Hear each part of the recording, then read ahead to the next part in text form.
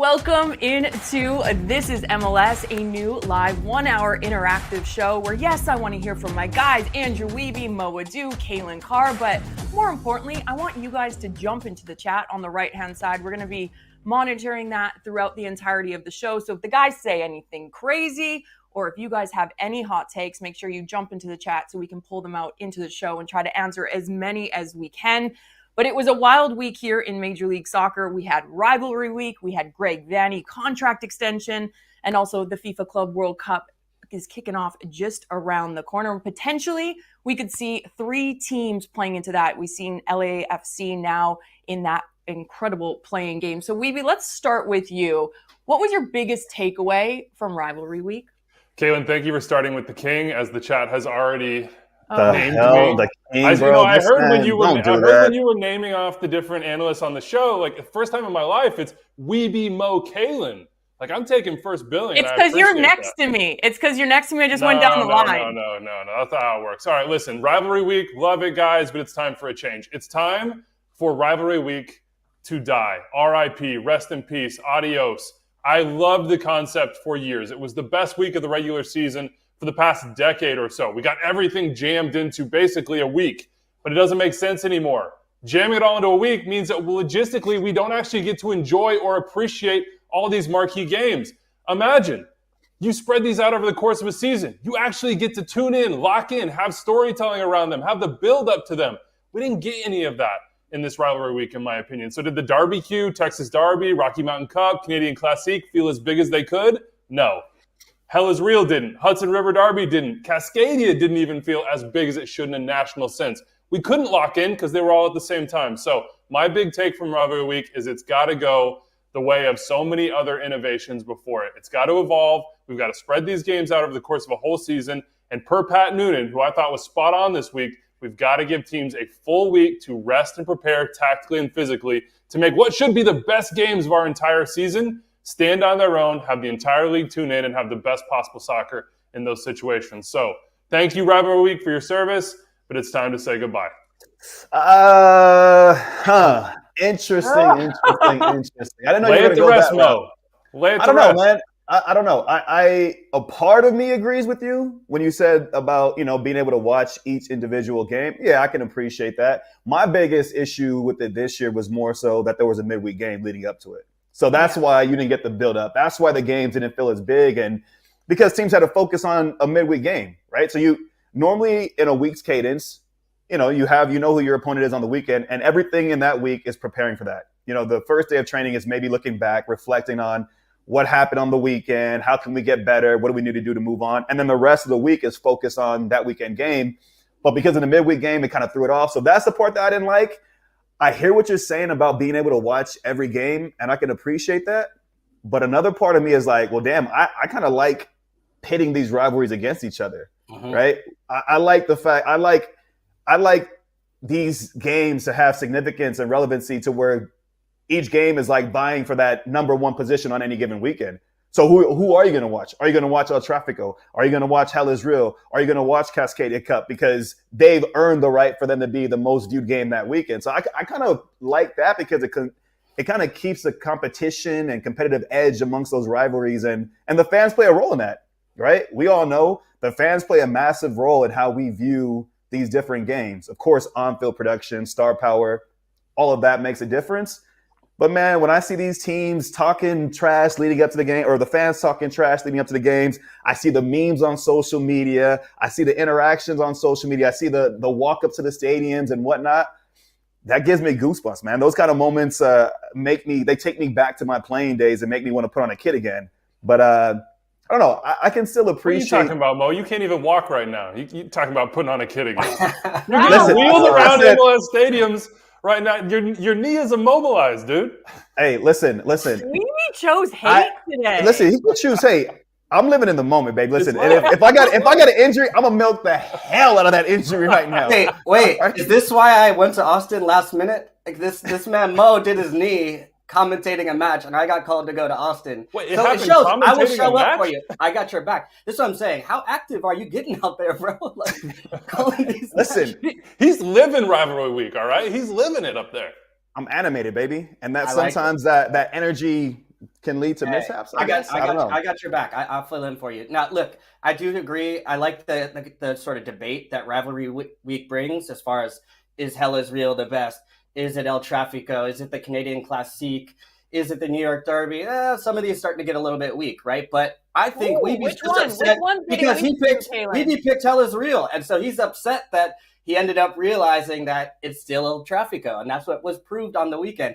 I'm with you on the Wednesday games, though, because that part does make a difference. And Mo, I was doing Columbus, and they rested Diego Rossi, did not play midweek. So it kind of kills the midweek game and then also kills a little bit of the hype leading into the weekend. But I still like the idea of rivalry week, of an attention-grabbing, time where people talk about all the different rivalries, which one's the best, that debate. My thing is to drop the rest of the games. I didn't need, and not just because 4 of them that weren't rivalry games were all 0-0. So I'm like, let's drop the ones that are not rivalry week games. There is no rivalry. Sorry. If you don't have a rival, you don't play. You don't play this week. So you gotta find another way to make yourself a little more relevant. Talk some trash, build some rivalry, make the playoffs, have some heat to make somebody want to tune in for this week. I'm not the schedule maker, so that might be difficult, but I'm like, hey, let's clear the lane. Let's allow these games to have a little bit more. And some of that means, hey, put those other matches on a Tuesday, put it another day, and let's have a rivalry week. Can I say one thing, Andrew? No. Andrew, I'm cutting you off. You've had your moment and you've made your case. And I know why you've made your case, because this man has the best job in Major League Soccer. He floats around to all the best games, Sunday night soccer, gets to tailgate. So, of course, you want all the rivalry games on Sunday. So you can just enjoy and embrace it. What? That doesn't make what? Huh? That makes complete sense. No. But here's the napkin math. And I hear you, Mo. I think you're on to something. But I would say that every rivalry needs to be built up. As it stands now, what really got good billing? It was El Trafico, and then it was the Copa del Sol in Florida. Everything else was jammed in together. We've got to put the pressure on teams, on fan bases, on the people involved to make these big. So back in napkin math, we've got 9 true rivalry matches. Kaylyn, we could invent some, or fans could get some people riled up, etc. But let's say we have 9. 2.5 times a year, those are going to happen. That's 22, 23 games. Plus, you have 3-way rivalries in Texas, Cascadia, and California. I'm including Cali Classico. You could have one every weekend. It could stand alone. We could all have communion. We could go to church as MLS fans. And if the Rocky Mountain Cup doesn't deliver, or if Cali Classico doesn't deliver and Montreal fall flat, then we all get to be the chorus yelling at them to be better, do better, and to make that rivalry live up to a better moment. Why not send Sunday Night Soccer and Andrew Wiebe to all 34 rivalry games a year? Why not? But see, Wiebe, the thing with that though is almost to your point. If one of those falls flat, then you've wasted a weekend, right? If you've built everything towards that game and it doesn't deliver, weekend. So what does that mean? So I just miss this weekend? I lose out this weekend of what I waited the whole week for? What are you getting on weekends with no rivalries? Do we always have a marquee game that everybody understands the stakes in that could possibly smack every time? You don't. Yeah, that's what Sunday Night Soccer is supposed to be, isn't it? What are we talking about right now? Listen. I can't make St. Louis watchable. I can't do it. That's not on me. Wow, right? St. Louis people get into the chat. Can I just say one thing? I'm monitoring the chat right now, and I feel like Sasha's created a fake account because there's a guy named Wiebe in here, and it's like Sasha's King. Where's my guy Sasha? Sasha, take the day off. You're not on the show, all right? Go put your feet up. Go for a little round of golf. You're on Friday, all right? Forget about it. Let's go into Miami, Orlando, because I do want to dive a little bit deeper into some of these matches, because with Inter Miami, it almost feels like there's a crisis happening at this moment in time, and one of the worst losses and worst stretches of games that we've seen with Lionel Messi in the side. What's gone wrong there, or what can you guys pinpoint it? You know how there's a crisis? Messi is doing post-game interviews.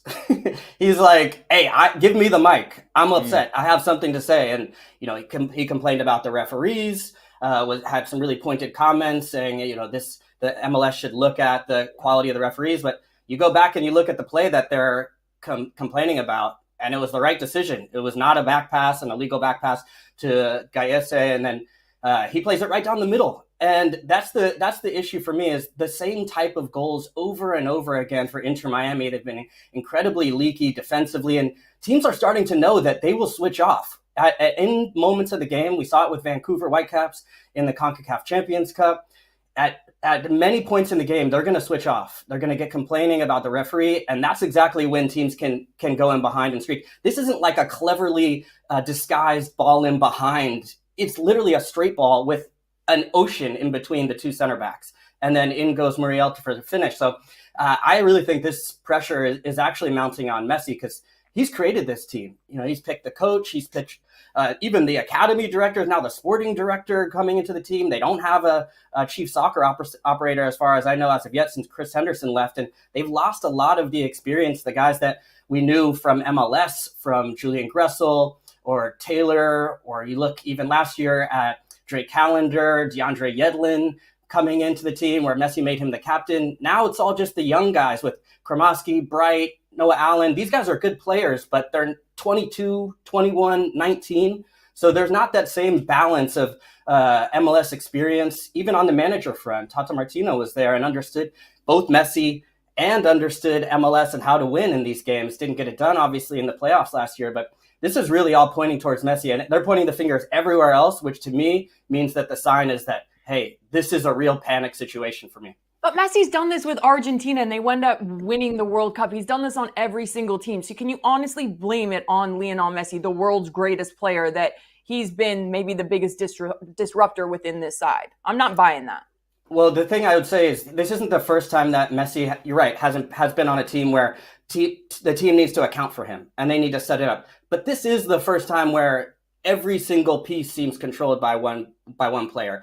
And he's brought his friends. It's not just Messi that's not defending. It's Luis Suarez. It's Busquets. He can't run into space. How many times have we seen him chasing him behind the likes of Duncan Maguire? And he just can't do it, right? And there's just too many of these players in this way. Even the players they just brought in from Argentina, it has a connection to them.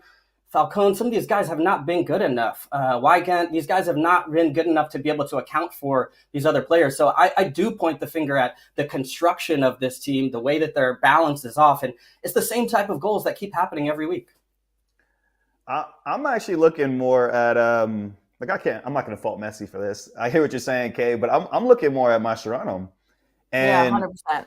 And I'm looking more to see the evolution of him as a club manager. Like, we know he's coming from a national team setup where you're not exposed to your players on a week-to-week basis. You don't have them every single day of training to teach them tactics, to really implement a style of play. But over the course of 14 games, I remember earlier in this year, right, after maybe, 5 weekdays or so, we were talking about Coach of the Year candidates and evaluating the teams. And I gave Mascherano credit. I said he hasn't changed much, but he's done a good job of balancing his team domestically within MLS, and also at that time they were still competing in CCC. But fast forward, man, I'm watching these games, and to Kalen's point, it's repeatable mistakes. Some of them are individual mistakes, so you got to hold players accountable as well. But then I'm just watching, and I'm not seeing many tactical changes. I'm not seeing many. So here's a comparison for you, right? 2 new coaches: Jesper Sorensen for Vancouver. Yep.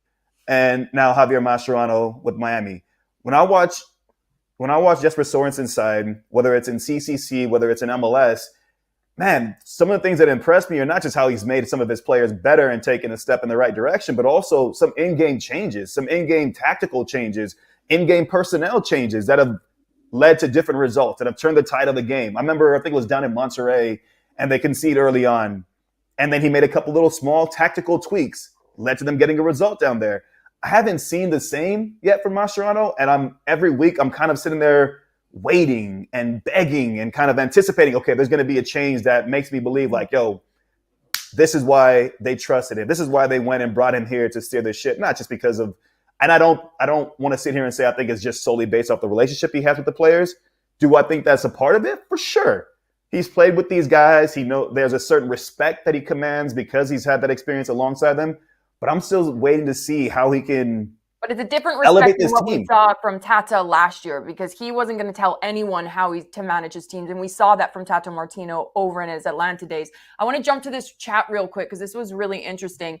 From Miss the Drummer, Inter Miami played better without Messi. Let's be real. All they do is force him the ball, and it's so predictable. Do you guys agree with that? Kaylyn, you're smiling. Are you gonna drop Messi? Well, look, I complain. It wasn't me. Don't come at me. I'm just saying.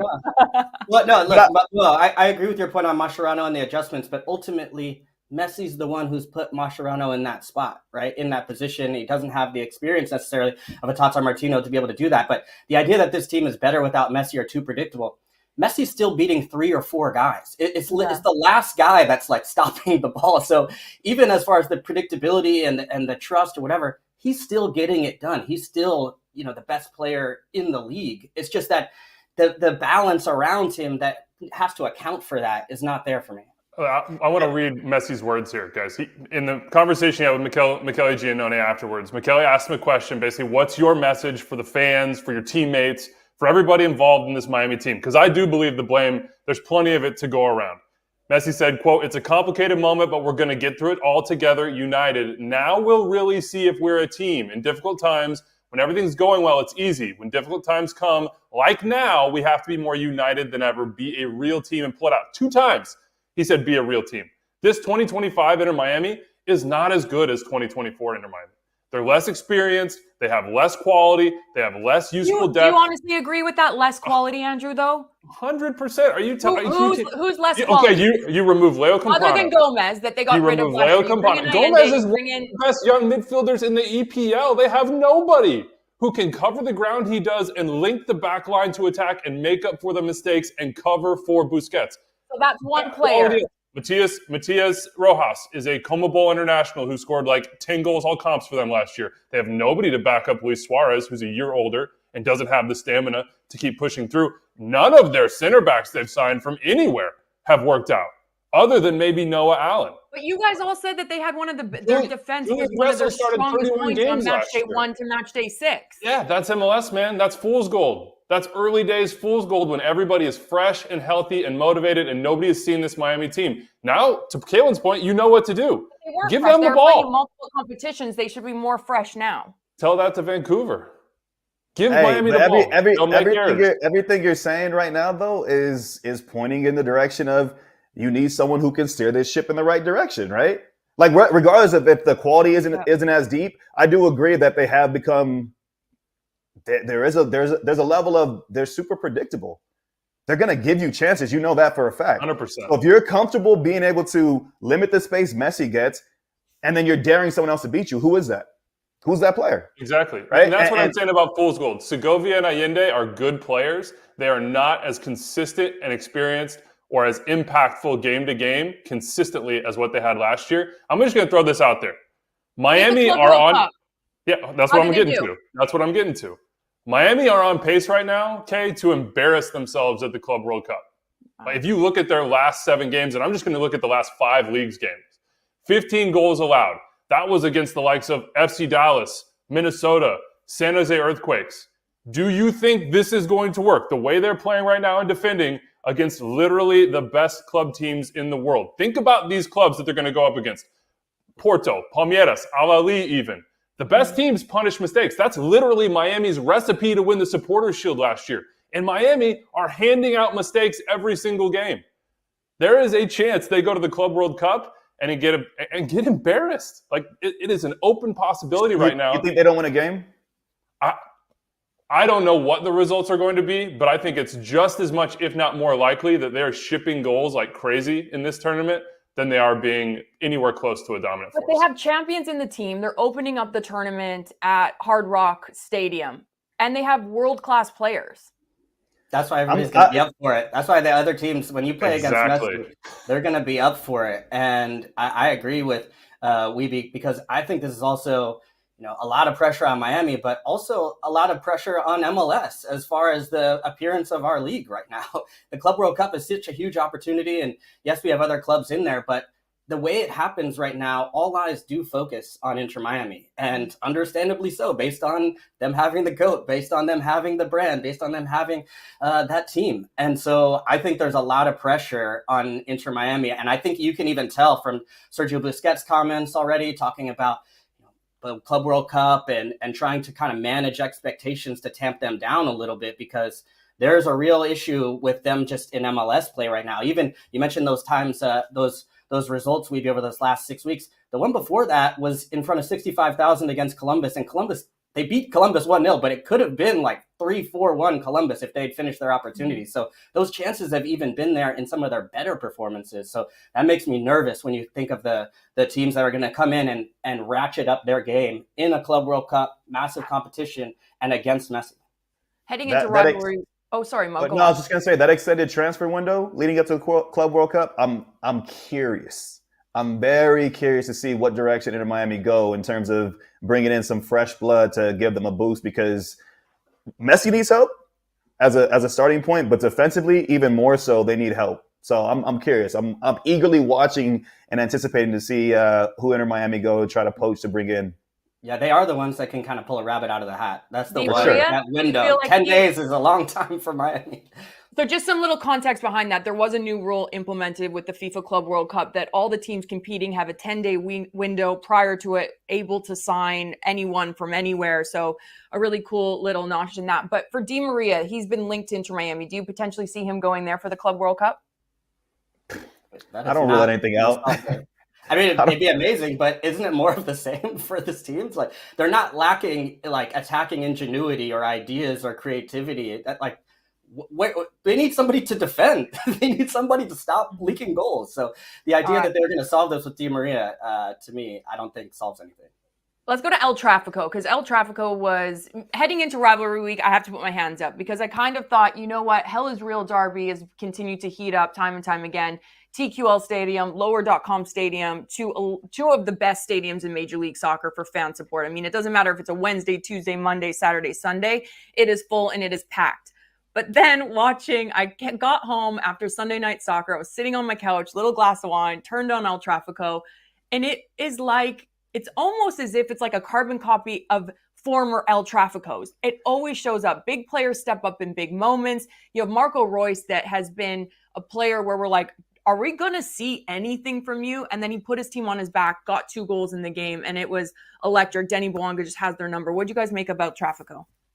I mean, I can tell you what it was like to be there. I mean, it's just a vibe. It's a buzz. It's like the moment you get to the Andrew's stadium, just like, you guys, I have the best job 4 in the hours world. ahead. Yeah, I mean, but listen, I walked up 4 hours ahead because I had to be ready before that Orlando-Miami game. And I was like, Galaxy are terrible this year. Haven't won a game. Nobody will be here.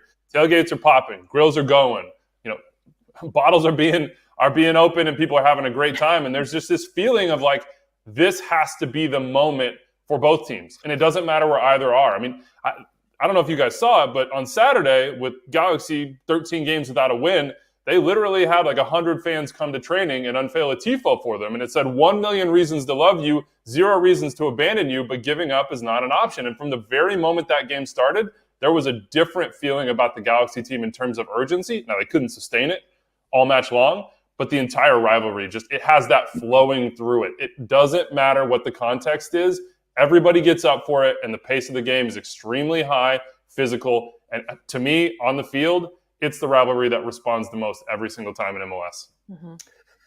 I mean, I'm a West Coast guy, right? I'm LA through and through. Although this week, though, I was definitely pumping, blowing the horn for Hell is Real. I was calling that game. Come on now, and there was like a little bit more at stake in that match. Both teams were 1-3 going into that match. 2 top managers, 2 top teams. So I loved everything about it. But El Trafico is El Trafico. I mean, the game just gives you life. It gives every time. It delivers every time. I will say, I know you guys already addressed it on Countdown, and I saw Brad and Sasha giving their takes about the whole situation with Mark Delgado. Man, I'm not gonna lie, I was a little bit disappointed by that from Galaxy because, I get it.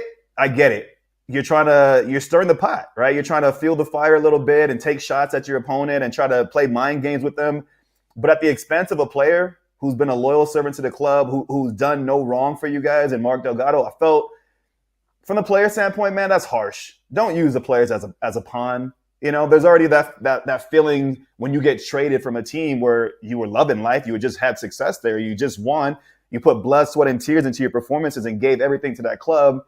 Then you get shipped away. There's already that feeling of rejection. Like, damn, why me? And then you get this moment where it's like, you know what? We're going to celebrate you. We're going to give you your flowers. I want you to really appreciate this moment. Then it gets spun around and flipped on you. So I felt I was a little bit salty about that. And said when they had called me to say, come collect your ring, they promised me it wasn't going to go on social media. So as a player, Kaylyn, like how frustrating is that? You're going in, the guys had a heated debate on MLS Countdown, and I was kind of on the side. It's nice, you get your ring. And then Brad went off. And I was like, I actually agree with Brad. Like, it's rivalry. It's what creates like that atmosphere. But then to have the disrespect from Galaxy to be like, you know what? We're going to put this out on social media the day before the game. That's harsh. Yeah, That's what I'm especially saying.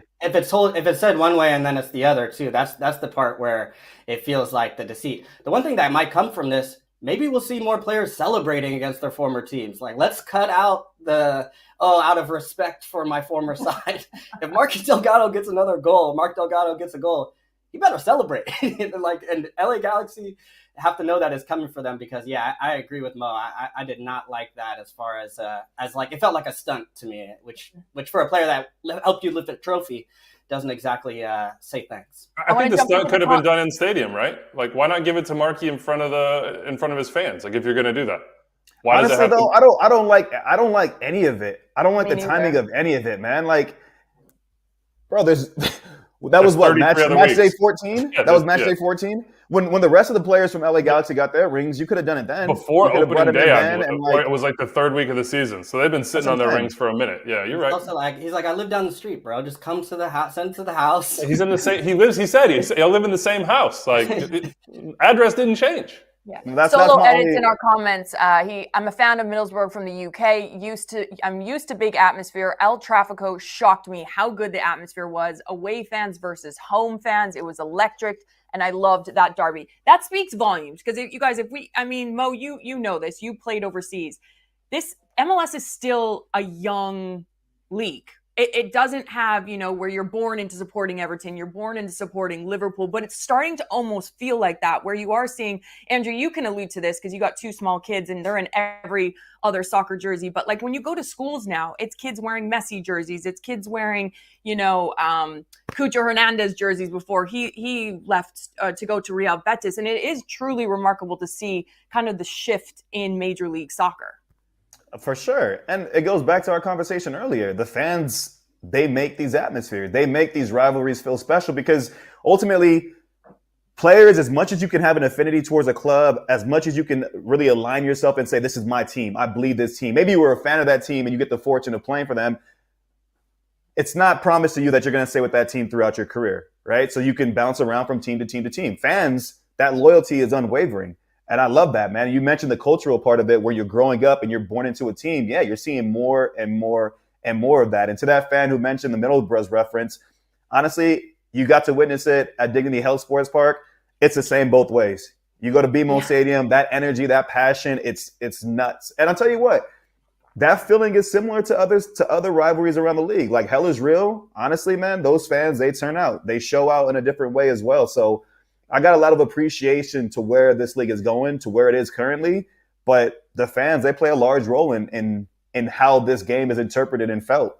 Okay, you're really hard on Galaxy. Okay, real quick, can I just say I went to Scotland this winter. My wife is from there, and I got in a taxi cab and I told I was in Glasgow, and I told him that I was friends with Mo and worked together, and he was luckily a Rangers supporter, and he talked about Mo's goal in the Old Firm derby against Celtic, and he didn't charge me for the ride. So, wow! Hey, I appreciate it, man. Thank you. I'm going to Scotland. Free ride, baby. Send that money my way. Send that money my way, then. I'll Venmo you. Yeah, I appreciate it. Mo was nervous there, Kaylyn, when you started the story. You know when someone's like, "You know this person," and you're kind of like, "Ooh, is this a good thing or a bad thing?" I know. I was like, "Where's this going?" I was like, what story is he about to talk about right now? Galaxy made some interesting decisions this week. Not only the Marky Delgado Instagram post that they pushed out, but then the re-signing of Greg Vanney. It's one of the worst starts for a Major League Soccer team, and it's the worst start for a reigning MLS Cup champion. He then gets his contract extension. I'm not taking anything away from Greg Vanney, because he is one of the top coaches in Major League Soccer, one of 4 coaches that have won 2 MLS Cups with 2 different teams. But interesting timing with this. Do you agree with it, or what? Like, what's the biggest thing going wrong with Galaxy? Yeah, I think the Galaxy have painted themselves sort of into a corner on this one, just via their results. Like, there's not a good time to do this for the club. But there was a deal in place and an agreement in place and a belief by the front office and Will Kuntz that they thought Greg was their man. So to me, before El Trafico, when you haven't won in 13 games and you have the possibility based on your form for it to go very bad and for the sentiment to turn immediately, you've kind of got it. If you're saying Greg's your guy and that's the decision you've made and you want to stand on business with it, I think you had to get out ahead of this and get it out there. That's the decision you made. Now you got to live with it. Will said in media this week he thinks Greg gives the team the highest ceiling. We saw that. 2024 was that ceiling. We saw he can get them there. He also said Vanny can give them the highest floor. That's, to me, guys, where Vanny has real work to do this year because we're seeing the floor. And it is right now at the very, very bottom. And so he's got to get work done to improve some of the pieces within the team that's got to evolve, like Garces and Sanabria. He's got to get the results right. Otherwise, the rest of the season is going to be talking about his extension. And that's not what Greg wants. That's not what the Galaxy want. And it's certainly not the present that they want to be dealing with. I mean, Kaylyn, I don't know how you feel, but I actually, in a crazy way, I get it, right? Like, I get the timing. It seems crazy when you just like, when you get that alert on your phone, you're just like, what? They've lost this X amount of games. They haven't won a game this year. But, I mean, like to Wiebe's point, this was like kind of agreed, a gentleman's like a handshake agreement prior, like after they won MLS Cup. They said, Greg Vanny's our guy. We're going, this is the future with him. And then just as the season progressed, this is how I'm seeing it. It's like, okay, we've lost. We haven't won. And so you're thinking, okay, that next game, we're going to win that game. That's the time to announce it. Okay, that doesn't happen. All right, that next game, we're going to win. That's the time to announce it. It doesn't happen. So it just keeps stringing along and longer and longer and longer. And so you get to a place of desperation where it's like, damn, there's pressure now from fans. Give us, is he staying? Is he not staying? Players start to feel a little bit of... But is there pressure now, though? Like, who's the pressure on? Because at first we were kind of pointing fingers at Greg Vanny. Then we're pointing players at the players, injuries, this, that, and the other. Who has the pressure now? Everyone associated with the club. The players, of course, have the pressure because they're the ones who lace up their boots, walk across the line, and got to perform. I'm just saying, I feel bad for Greg in a sense because this man got put into a position where it's a moment of like, I'm happy, I'm proud, I should be celebrating this moment with my family, but how can I put on a smile when we haven't won a game this year? Yeah. Like it's a crazy kind of juxtaposition, but I don't know. Three-year deal, making him one of the highest paid coaches in MLS. I'm not sure I feel bad for him at this point, but I also don't disagree with it. And, from the player's perspective, I couldn't help but think back to playing an MLS Cup. We didn't win it, but I tore my ACL in the final. Next thing you know, the contract conversations change.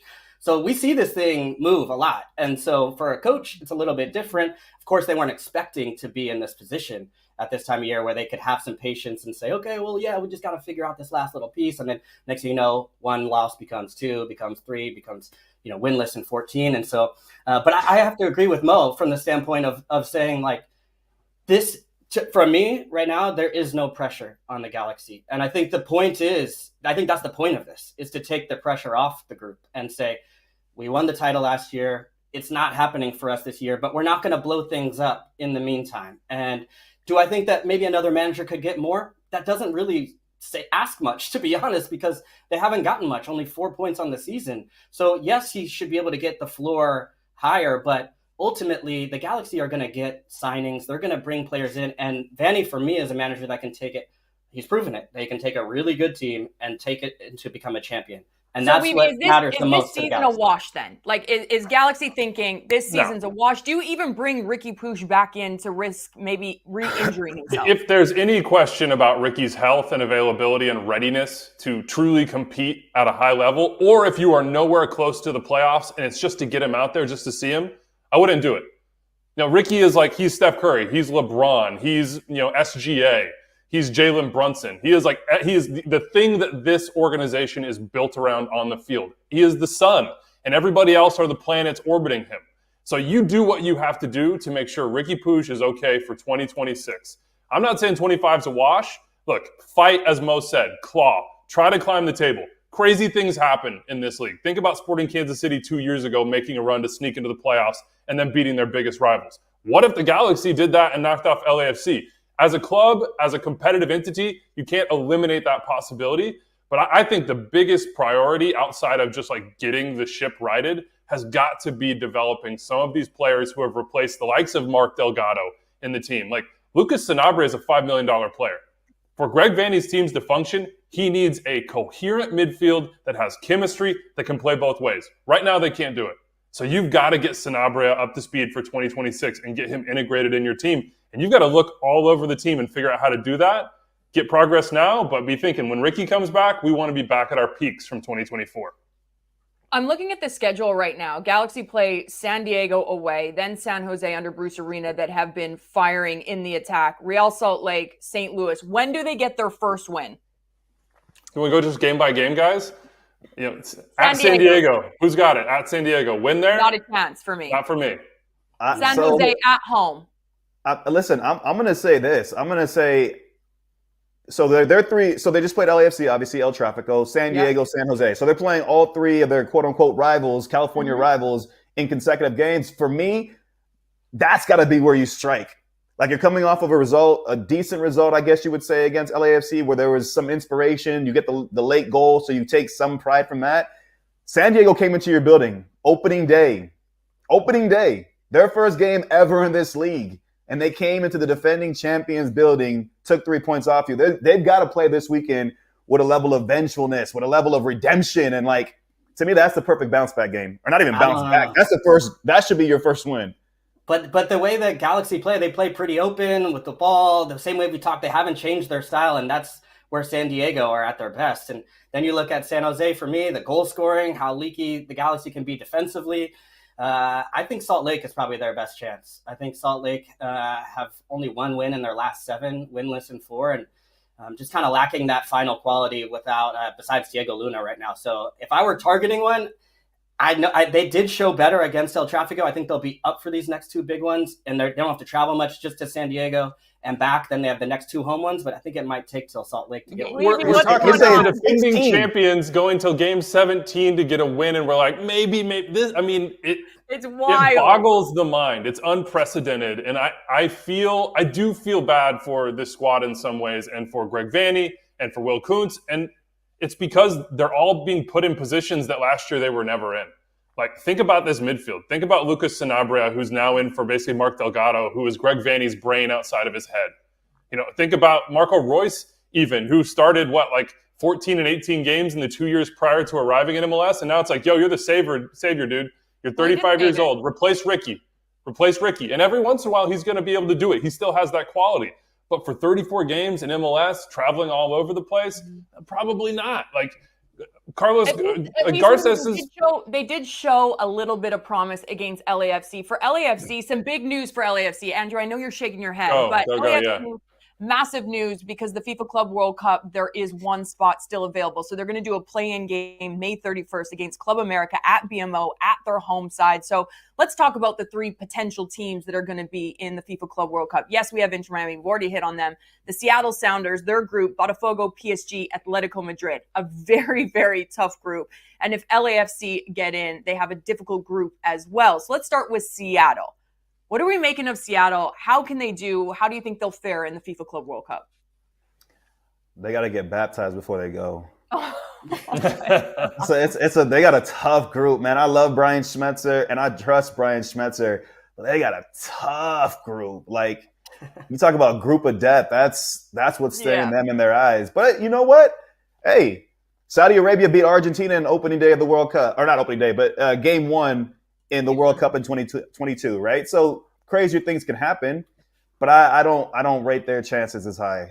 That's a tough group.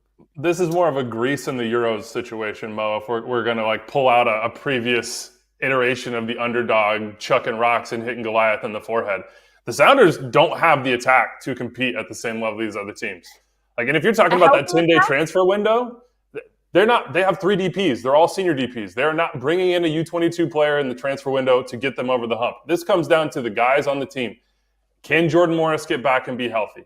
Can Jesus Ferreira and Pedro de la Vega be true world-class decision makers and executors in the final third? I mean, it's on the group. It's on the group they have here. Maybe play defense and hit on the counter is the best that they're going to have.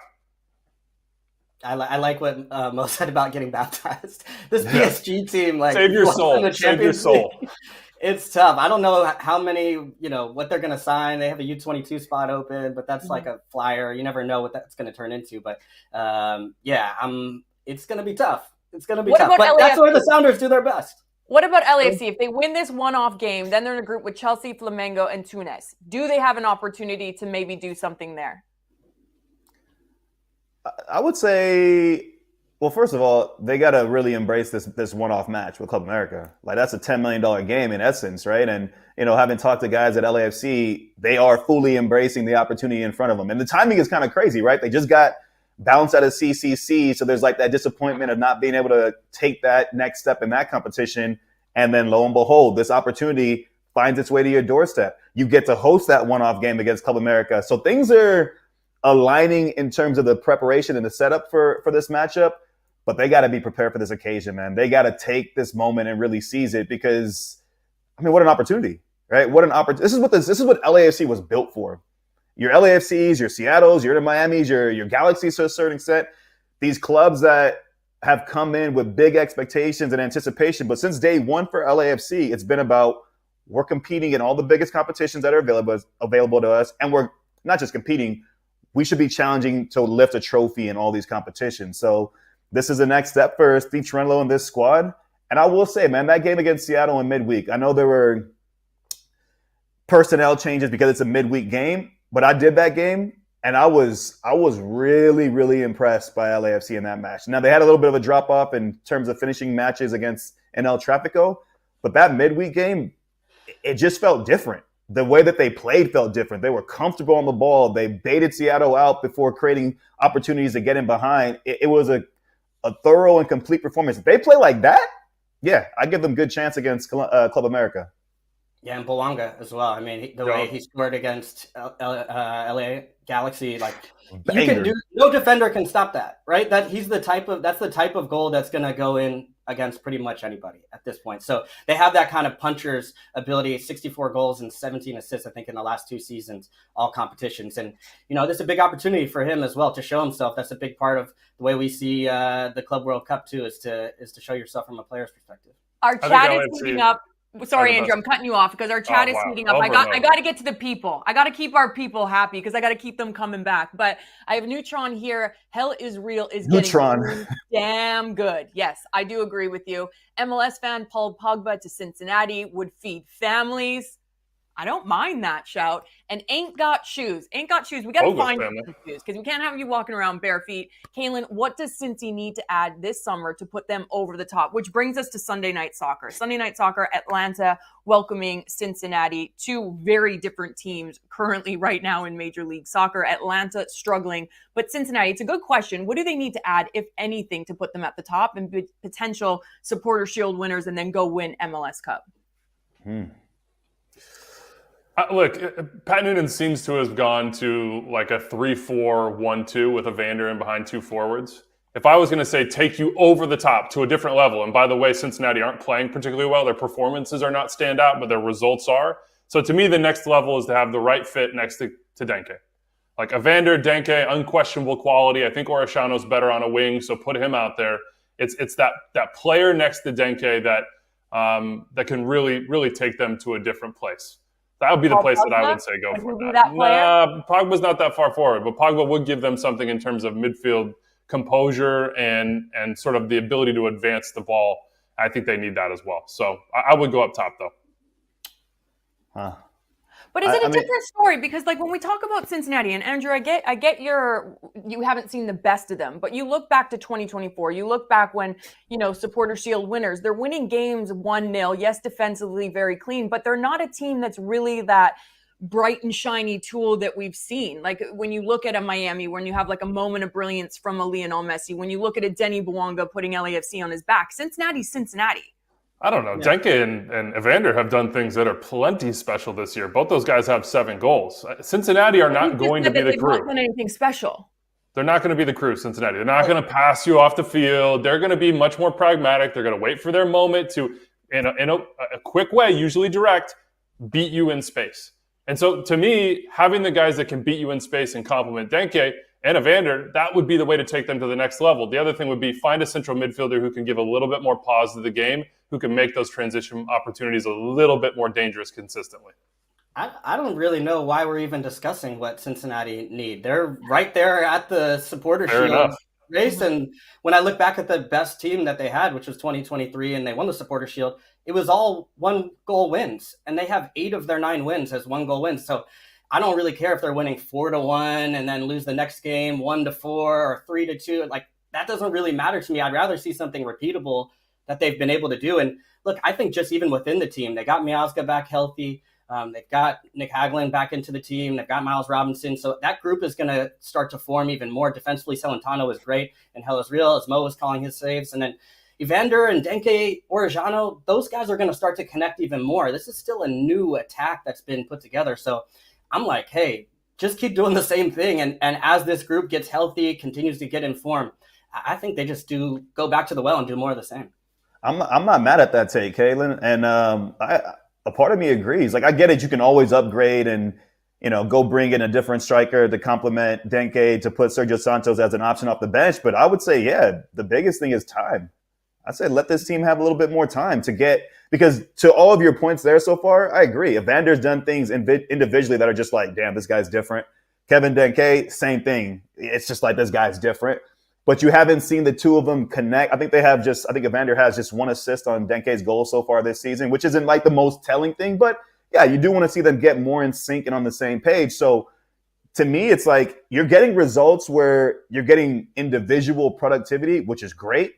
So imagine when you start to really get into the flow where that chemistry is like that, where it's like properly in sync, what that starts to look like. I have no issue. And I might sound like a hypocrite because there's times where I've criticized teams for winning games by 1 goal, but that's because I didn't believe in the attack. But for Cincinnati, to have your foundation be that you don't concede much, you don't give up much, and you still have the ability to go and get that game winner, that's a credit to it. That's a strength. That's a superpower that they have. Orejano has 0 goals, by the way. So if that happens, that's like a new signing. If he starts scoring at the double-digit pace from last year. A team that doesn't have strengths, doesn't have a lot of goals, and doesn't have team camaraderie right now, though, is Atlanta United. So people are in the chat right now. Alberto Cacho, please explain Atlanta's debacle. I mean, it is. It's truly, they spent $50 million. You bring in a new manager of Ronnie Dyla. Defensively have struggled. Offensively, they have struggled. Players haven't stepped up in big moments like the Prince of Atlanta United of Miguel Almiron. What's gone wrong? Can you guys pinpoint it? Whew, we might need another hour. Honestly, man, I don't get it. I don't get it. Like in Europe, at times you have a winter break and you have a chance to just get away. I feel like Atlanta United almost need like a winter break, or they need a bye weekend just to kind of like get their minds away from games. Because what's that? Like a team outing, go do something, go on a vacation. Yeah. Yeah, honestly, because you watch some of these games and yeah, defensively criminal. Like some of the goals they give up, you're just thinking like, bro, how? Yeah. And sometimes you're overthinking it. You're simplifying the game, saying like, you shouldn't be doing that, like blah. But there's some games where you're like, oh, come on. Like you can't concede that goal. Like you're in this game. You're not taking your chances. To me, it's across the board. I don't know what the starting point is. If it's Ronnie Dyla just saying, all right, this is my shape that I'm going to stick with. We're gonna take this next 2 or 3 game stretch. I'm going with this personnel. I'm sticking with them. I'm allowing them to build some kind of cohesion and chemistry. I feel like every week we're pointing the finger in a different direction as it comes to this team, and ultimately, it's always gonna fall back on the manager, of course. But you need a player to step up and give this team some leadership, some inspiration. Brad Guzan wears the armband, but Brad Guzan is in goal. I need another player within that 10 on the pitch who are moving around. Does leadership start from the coach, though? It does.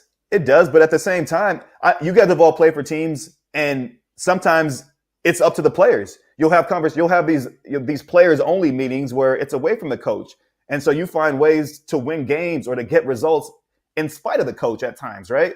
I've been on teams where it's like, damn, whatever he's saying to us, it's not landing. We got to figure out a way to get this to land on our own, because ultimately, yeah, the coach is going to be the one who bears the brunt. He'll come out in the media, take the responsibility as he should. But when you look at each other, when you walk across that white line, then you walk back off it, you got to hold yourself accountable. You got to hold each other accountable. So to me, that's where I want to see some more inspiration. I want to see a guy that's just like pulling people around saying like, we're going to compete like bastards. We're not going to give up easy goals. And when we get these chances, come on, man. We have way too much quality to not be taking these chances. Yeah. Missile the Drummer 69 in the chat says, as an NYCFC fan, no one can convince me that Dyla is a bad manager. He's tried everything, and I think he's running out of answers himself though at this point. Like I saw even in the last game, he said that the team was soft in the box defensively. So it's like he has tried to shift the formation. I would say, maybe try playing with wing backs. He's now doing that. It's not working. And I think Mo's point is right on though, where it's like any team that is waiting for a manager to come in and set the culture, it is a problem.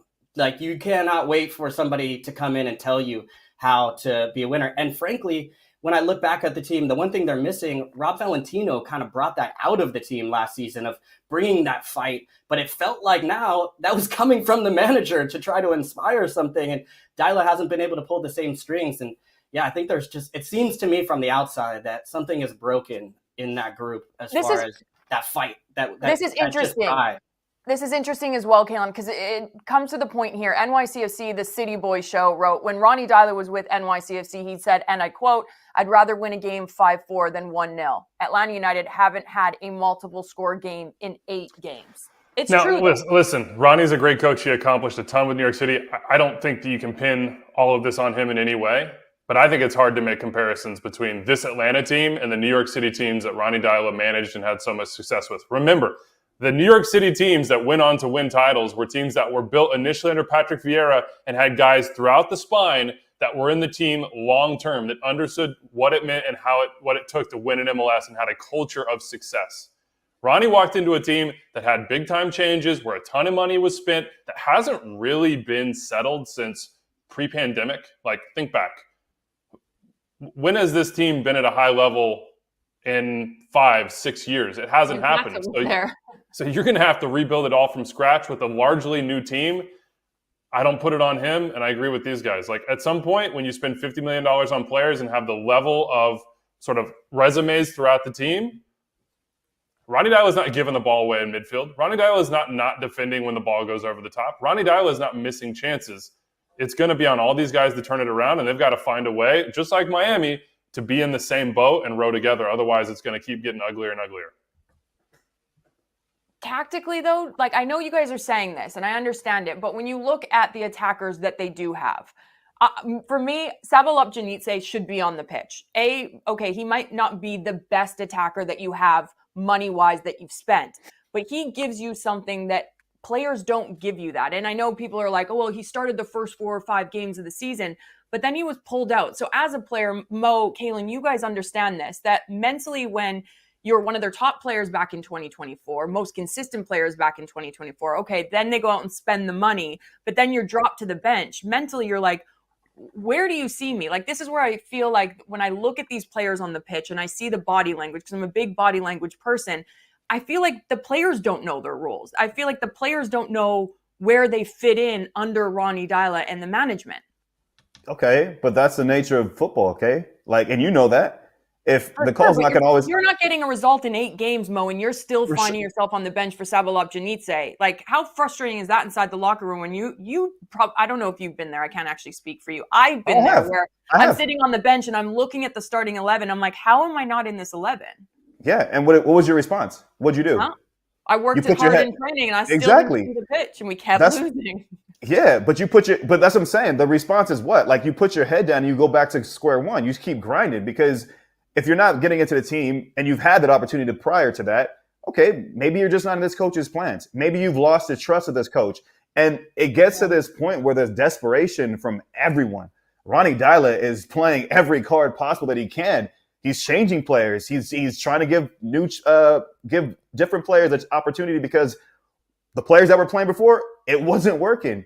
This is where I'm saying, like, you can put whatever kind of intricate tactics out there. You can put whatever manager you want in front of a team, to whatever voice it is you want to put in front of this team. But ultimately, man, if the players don't believe that they can get a result, if there's that little shred of doubt, man, that doubt grows so quickly once you make a mistake. That's what I'm saying. They need to just find a way to internally develop some kind of belief and get that first result. What is it, 8 games now without a result? 8. I don't care if it's a 1-0 fluke goal where it hits someone in the back of the head, it hits the ref, it hits you. I don't really care how you win that game. How sad is that, though, that we're literally saying this about Atlanta United after they spent all that money? It's unfortunate for sure. Embarrassing. It is. Money doesn't buy you success in this league every time. Look at Toronto. Well, it did for Miami last year. Why? How? Supporter Shield, setting the Singapore. Aren't we talking about the team that beat them in the playoffs? Huh? I'm just saying. Yeah, and then they got knocked out. Yeah, no, but Atlanta been spending money though, right? They've been spending money, and it hasn't solved the problem for a while with Ezekiel Barco and go down PT Martinez. You go down the list, and it hadn't worked. I think the biggest question mark tactically is what to do with Alexei Miranchuk. He is a $14 million transfer from Atalanta and came in last season, had a goal and 3 assists, and this year, 3 goals, 4 assists in 14 matches last year. He has 1 goal, no assists this year. They've used him underneath the strikers. They've used him as an 8. They've tried to drop him back a line. And I just feel like he's the piece that's the most difficult to fit in. And the production just hasn't been there. So I think when they're trying to solve the issue, it's like you kind of know what you're going to get from Saba. Unfortunately, it's starting to look like you know what you're going to get from Miranchuk, which is not enough on the offensive side to play him in that spot as the 10. But then he's not defensively going to give you enough to drop him a line deeper, even if he gives you a little bit of playmaking ability. But it's like those line-splitting balls that he brings to just break pressure is not what you sign somebody of that much money for and for that position. So I think he's the most difficult piece to figure out and what they do with him. Yeah, Marshall Happy in the chat says both Saba and Almiron have had great success in space down the wings. Is the issue is that the 5-back system currently used, Almiron is left centrally and is not neutral target enough. Saba stays high and didn't finish the sentence. Do you guys agree with that? Not really. I think Miguel Almiron, you shouldn't be pegging him as a strictly wide man. I think if you're an Atlanta United fan, that's a very real memory you should be thinking back on of when he was at his best. But remember, that team also had a foundation to get him the ball in the right positions, and they were killers on the break but could also use the ball. What is the calling card of this Atlanta United team? Like, in terms of when they look their best, what is it? I don't think we know what it is, and that makes it hard for Miguel Almiron. To me, I would give him the opportunity to impact the game on both sides of the ball and more of a free role. And create a structure around that. I think getting service to Emmanuel Latte-Lath. Those are your 2 strengths. Those are the guys that make the money. In MLS, the guys that make the money have to be good or you are not going to compete at a high level. Patty B, I love this in the chat. It's not always about the money. Look at how Vancouver has turned it around essentially with the same players, but the manager changed and made all the difference. Yeah. So does it fall on the manager with Atlanta United? Because they have players. They have good players. They have MLS experience. They have MLS vets. And then they have goal scorers. We've seen that. Is it all the coach in Vancouver? Last year, they didn't get results as much as they're getting under a new manager, where they've been able to do it in multiple competitions. As much as you like Vanni Sartini, he wasn't getting the results in multiple competitions consistently. And now you're seeing under Sorensen. I don't know. I guess what I'm saying is I think it's too simple to say it's just one thing or the other. I would agree with that. Yeah. I think we beat this drum and. All right. Well, let's do predictions of this match. I don't know. Like I'm saying, we beat this drum. Atlanta it's a conundrum that's like just hard to really figure out. Imagine what it's like inside that locker room and inside the coach's room and inside the front office right now. They're having the same conversation we are. I am sure of it. So Sunday Night Soccer takes us to the Benz, Atlanta, Cincinnati. Andrew, you'll be on ground there. So let's start with you first. What's your prediction for the match?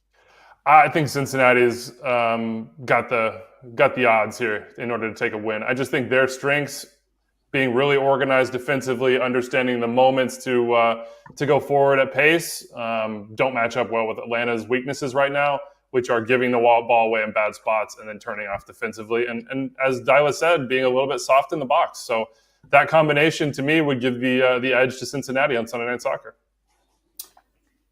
Kevin Denke, 8 goals. You're playing against a team that's own manager is saying you're soft in the box. I'm going Cincinnati. And just for good measure, I'll say a 2-1 win. Another 1-goal win for them. Damn, I guess we're 3 across the board. I got a soft spot for Atlanta because I love the Benz and the atmosphere that they create there. And they need to find a way to really lean into that. Maybe even take a page out of Cincinnati's book and the way that they play, where you prioritize defending. They haven't kept a clean sheet in, I think it's like 8 games. Mm-hmm. You're not going to win games that way. if your offense isn't clicking, like, be sound defensively first and foremost. And then that's the springboard for you to play in transition because you have pieces who can. But in this game, yeah, I look at Cincinnati getting the win on the road. And Sunday Night Soccer all kicking off as Atlanta welcomes Cincinnati. We're bringing you the pregame coverage at 6 p.m. Eastern with myself and the lads. Guys, this was fun. I enjoyed this. It was. No one else? Everyone? Okay, no problem. No, I did. I had new fun with next it. week. Don't worry about it. I'll send out some feelers. Call in the nurse. Somebody wheel Mo out of here. Man, I'm good. I'm good over here.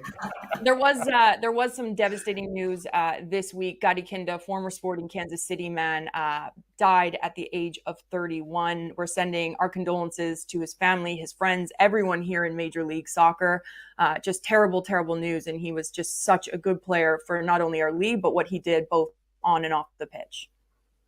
May his memory be a blessing. I know a ton of people in Kansas City that spend a lot of time around Gadi Kinda and said always had a smile on his face, always had love for life, and had a beautiful young family as well. So we wish them peace in this moment that I cannot imagine, and I'm so sad that they're going through, but may his memory be a blessing.